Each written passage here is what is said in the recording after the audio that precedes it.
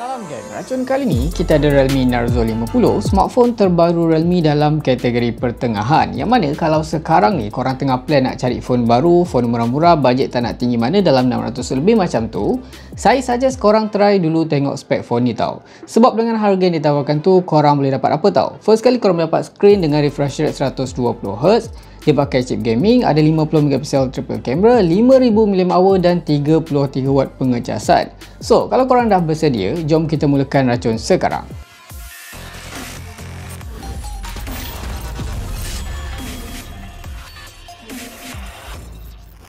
First of all, sebelum kita mulakan video kita akan tengok dulu, kita akan unboxing, nak tengok apa yang kita dapat dalam kotak. Saya actually agak suka lah dengan kombinasi warna yang diletak dekat kotak Narzo 50 ni, daripada kombinasi warna biru dan juga warna putih. Bila pandang tu rasa macam tenang, rasa macam soft je kan.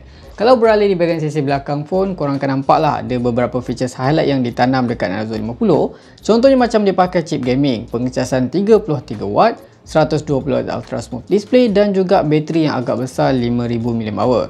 Dan warna yang kita dapat dekat sini Speed Blue, dan variasi yang kita ada yang paling tinggi lah 6GB RAM dan juga 128GB storan dalaman. So apa je korang akan dapat dalam kotak? First kali korang akan nampak kat sini ada tulisan Feel the Power. Dalam kotak ni biasanya kita akan dapat SIM tool ejector kan. Lepas tu kita akan dapat Quick Start Guide, warranty card dan juga of course kita ada casing. Yang mana dekat sini, casing yang dia bagi ni casing silikon transparent yang warna dia tu macam agak gelap. Yang bagusnya dia protect dekat bahagian lens korang punya phone tu tau. Yang ni memang saya agak suka lah macam ni kan. So apa lagi yang korang akan dapat? Of course korang akan dapat phone tu sendiri dekat dalam ni. Yang mana dekat sini kita ada Speed Blue warna dia. So far kalau korang tengok sendiri rekaan dia tu, dia punya finishing tu memang sangat-sangat menarik korang tengok Lepas ni kita akan cerita lebih dalam pasal phone. Next, dalam kotak apa lagi yang kita dapat dalam ni? Kita akan dapat dekat sini kabel pengecasan USB-A to USB-C dekat sini. Alright. Dan terakhir of course kita juga dibekalkan dengan adapter pengecasan 33W.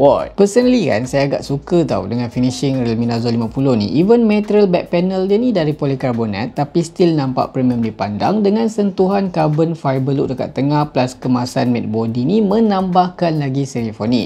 Fun fact, rekaan yang Realme panggil Kevlar Speed Texture ni katanya diilhamkan daripada crack racing. Feel pegang pun memang terasa sedap. Phone ni pun tak tebal mana, slim je. Ketebalan dia sekitar 8.1mm. Untuk lebih grip, sisi belakang ni macam korang nampak lah ada jenis curve. Anyway, untuk warna yang saya tengah pegang sekarang ni nama dia Speed Blue, dan ada juga warna hitam yang lebih sporty dipanggil Speed Black. Out of the box, dia punya screen ni dah pun terpasang screen protector, dan macam korang nampak lah screen dia ni jenis berlubang di bahagian sisi kiri untuk menempatkan kamera selfie. Yang mana kan kalau korang tengok betul-betul, dia punya bezel kanan kiri atas ni memang nampak sangat-sangat minimal. Cuma kalau beralih di bahagian bawah dekat dagu tu memang still nampak agak tebal.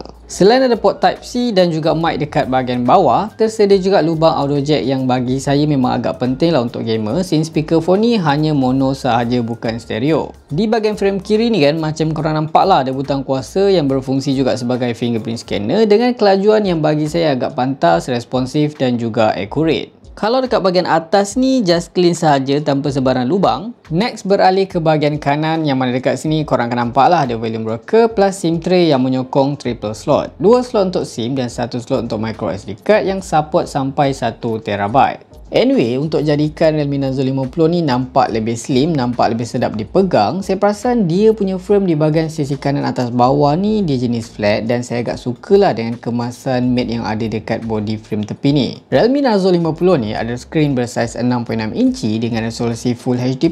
Even just pakai panel LCD, tapi bagi saya kualiti screen yang dihasilkan ni masih tajam, warna pun vibrant, cantik, sedap mata memandang. Apa yang paling menarik, screen dia support refresh rate yang boleh kata agak tinggi di kelasnya, 120Hz. Yang mana kan experience scrolling korang, experience swipe korang akan terasa lebih smooth dan juga lebih laju. Korang juga boleh manual adjust lah demi refresh rate tu dekat bahagian setting, sama ada korang nak pakai 60Hz untuk lebih jimat bateri, 120Hz untuk lebih smooth dan juga auto refresh rate. Untuk lebih respon pula bila korang touch masa gaming, screen dia juga support 180Hz touch sampling rate. Untuk keterangan screen, max brightness hanyalah 480 nits, which is untuk guna time indoor ni memang tak ada masalah langsung. Cuma kalau penggunaan outdoor di bawah cahaya matahari tu akan terasa kurang selesa lah dipandang. Phone ni juga dia support Wi-Fi L1 untuk korang stream kandungan HD dekat Netflix dan multi-touch support sampai 10 jari. Apa yang menarik dekat kamera? First kali kita explore dulu selfie camera. Untuk selfie camera sebesar 16 megapiksel, ada banyak features tau. Antaranya kan korang boleh pakai mode beauty, boleh adjust banyak benda lah daripada warna kulit, bentuk hidung, dagu sampailah 3D.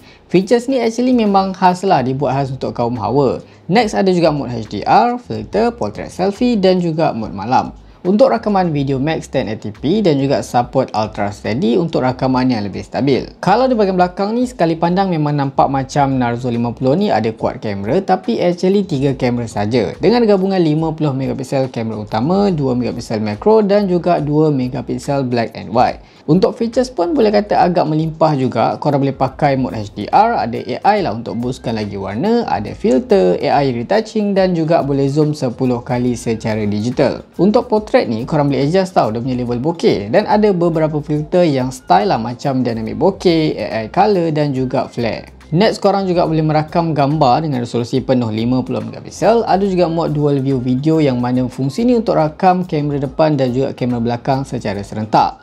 Ada slow-mo, pano, time-lapse, macro dan yang paling menarik dekat sini ada features movie yang fungsi dia untuk rakam video dengan tetapan manual. Manakala untuk expert ni untuk rakam tetapan manual untuk foto. Untuk rakaman video pula max beresolusi 1080p 30fps saja dan juga of course support ultra steady untuk rakaman video yang lebih stabil.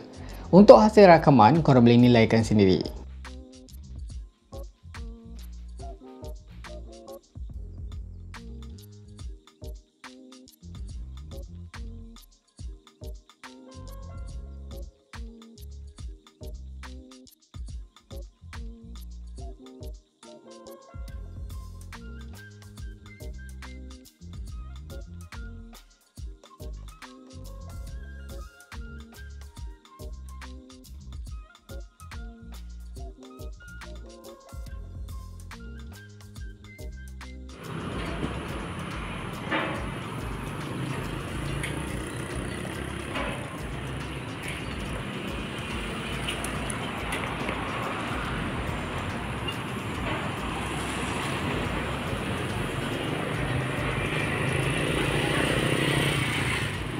Macam kebanyakan phone Realme di pasaran, Realme Narzo 50 ni masih menjalankan skin Realme UI 2.0 based on Android 11. Mungkin soon kan dia akan dapat lah software update untuk latest version Realme UI 3.0.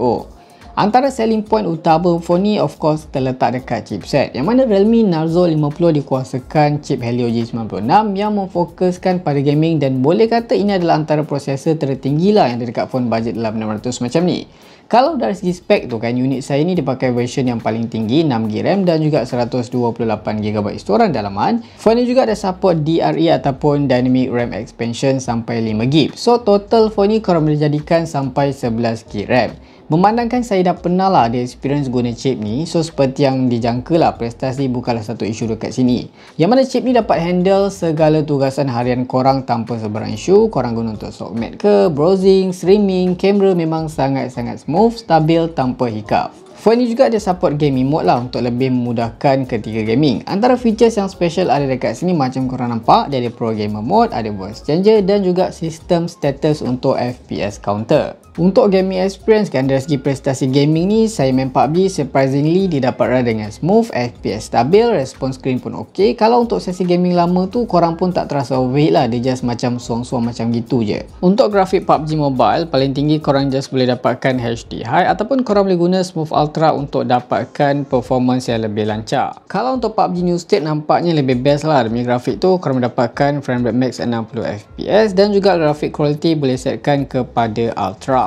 Next, untuk Call of Duty Mobile ni dia tak tinggi mana, grafik tertinggi boleh dapatkan sampai medium dan juga frame rate boleh setkan kepada high sahaja. Untuk player Mobile Legends, dekat sini korang boleh main dengan refresh rate high dan juga grafik sampai high sahaja. Untuk Wild Rift dekat sini, saya perasan korang boleh setkan grafik quality kepada super high, resolution super high dan juga frame rate boleh setkan kepada 60fps sahaja. Dan untuk game terakhir dekat sini, kita ada Apex Legends yang mana image quality demi grafik tu just boleh setkan kepada Ultra HD dan juga frame rate control kepada high sahaja. Phone ni juga dia ada kapasiti bateri yang cukup besar, 5000 mAh dengan ketahanan bateri yang bagi saya memang agak memuaskan lah, boleh tahan seharian.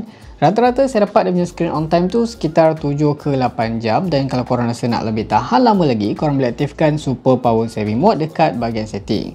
Untuk charging time menggunakan adapter 33W yang tersedia dalam kotak tu sekitar 1 jam lebih. Part speaker ni kan, even phone ni hanya dibekalkan dengan single speaker mono bukan stereo, tapi dia punya kelantangan bunyi tu bagi saya memang sangat kuat, dan kalau dari segi dia punya kualiti tu tak ada apa yang special lah, average lah untuk phone-phone budget macam ni.